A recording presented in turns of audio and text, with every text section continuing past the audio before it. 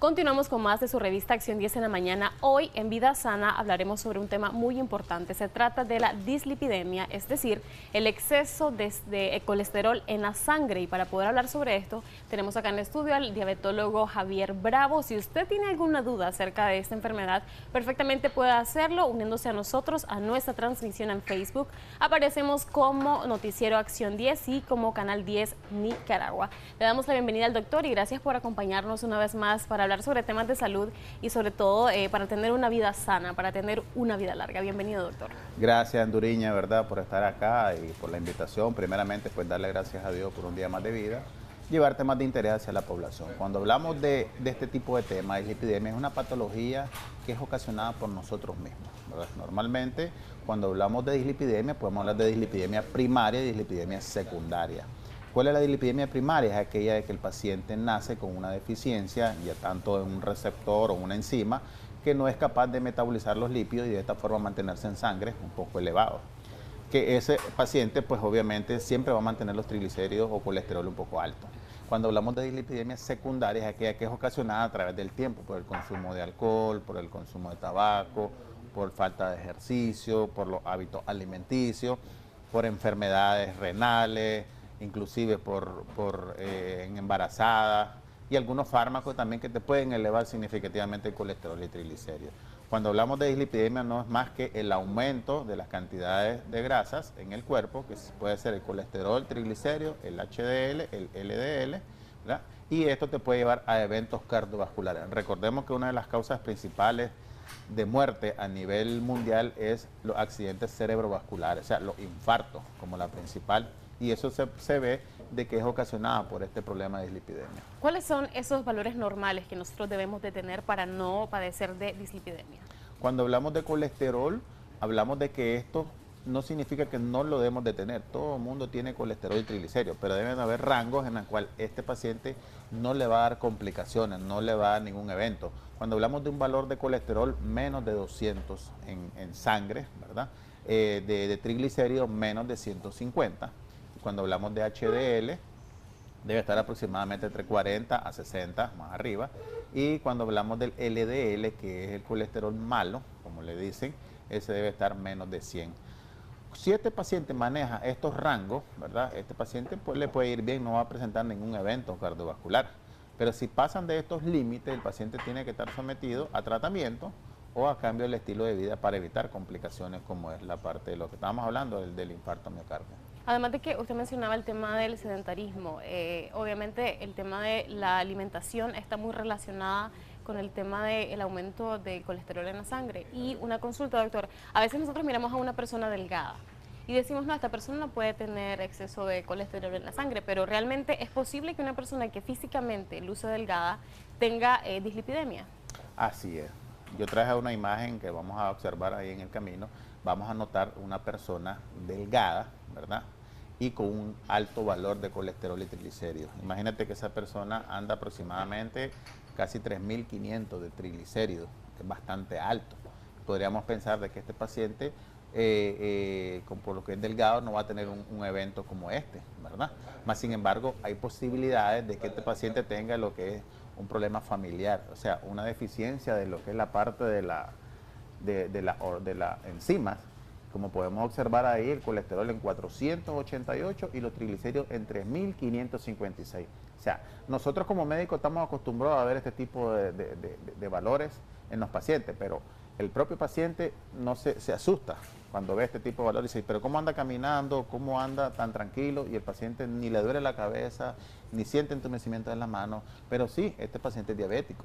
Ya, tiene como 8 años de ser diabético y probablemente los niveles de glucosa altos le están ocasionando que a este paciente se le esté aumentando el colesterol y el triglicérido, porque el exceso de azúcar en sangre se transforma en grasas y eso se almacena en el cuerpo para ser utilizado, ya sea de manera normal, que en este caso puede presentar un evento cardiovascular, o de manera saludable, que es cuando el paciente puede pasar, digamos, 48 horas sin comer alimentos y las grasas sirven de mecanismos de energía para sobrevivir en el caso del paciente. ¿Con qué enfermedades está asociado lo que es la dislipidemia?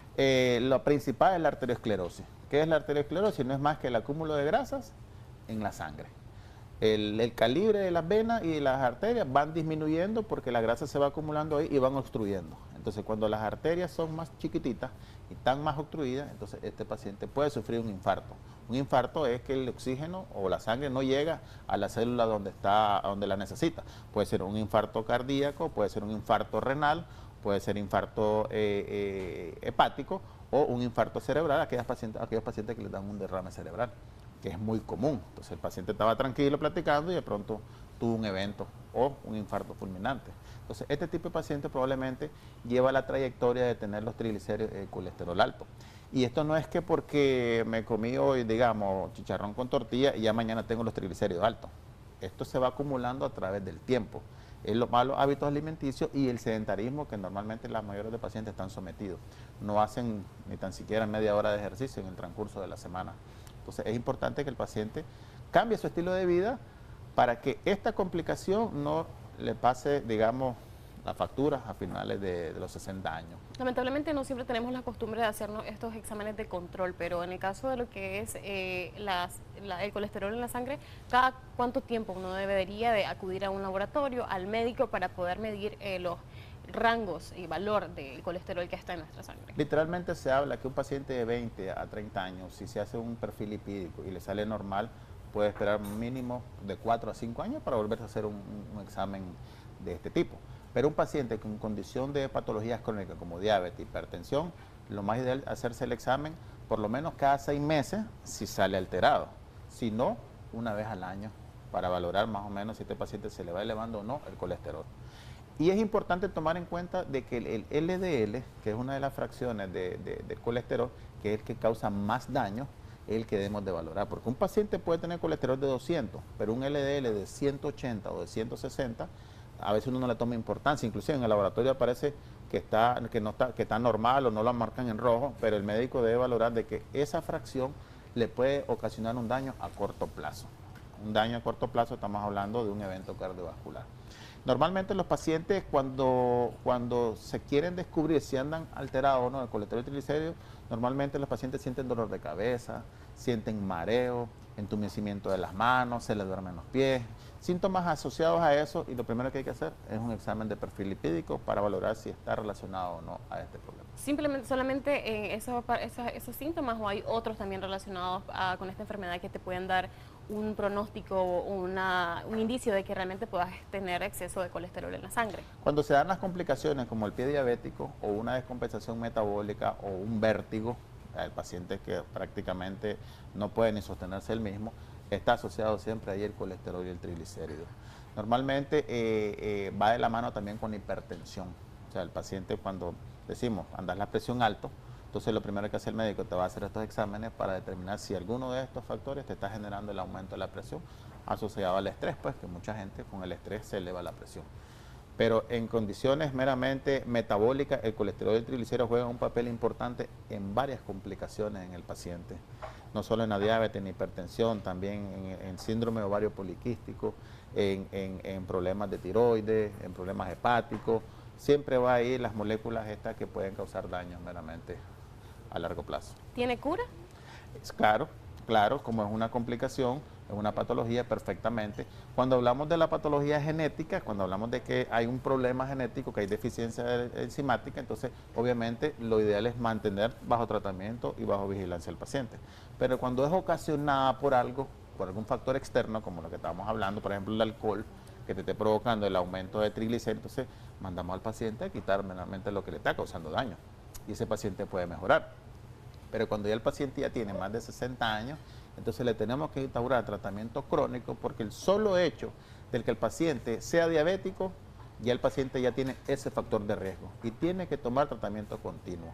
No es aquel paciente que diga, me tomé el tratamiento un mes, me siento bien, ya no lo voy a tomar. Es continuo, es decir, puede tomarlo como si esté tomando su metformina, como si esté aplicando su insulina, de manera permanente, porque estos pacientes tienen daño ya crónico. Entonces es importante que tomen en cuenta que el tratamiento tiene que ser crónico igual. Doctor, ¿cuáles serían esas recomendaciones para nuestra población para evitar, obviamente, que nuestra sangre tenga exceso de colesterol?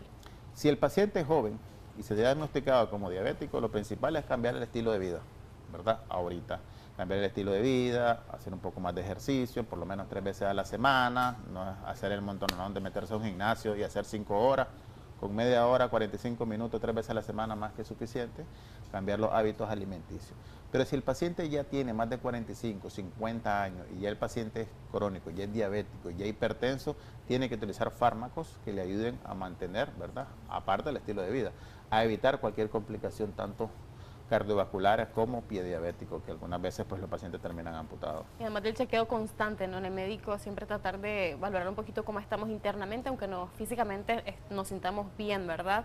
En pantalla aparecen los números telefónicos del doctor Javier Bravo. Si usted tiene alguna consulta de manera privada, él puede perfectamente resolverla. Nosotros seguimos con más de Acción 10 en la mañana. Odili Vargas está ya preparada para darnos una información muy importante que yo sé que usted va a aprovechar. Adelante.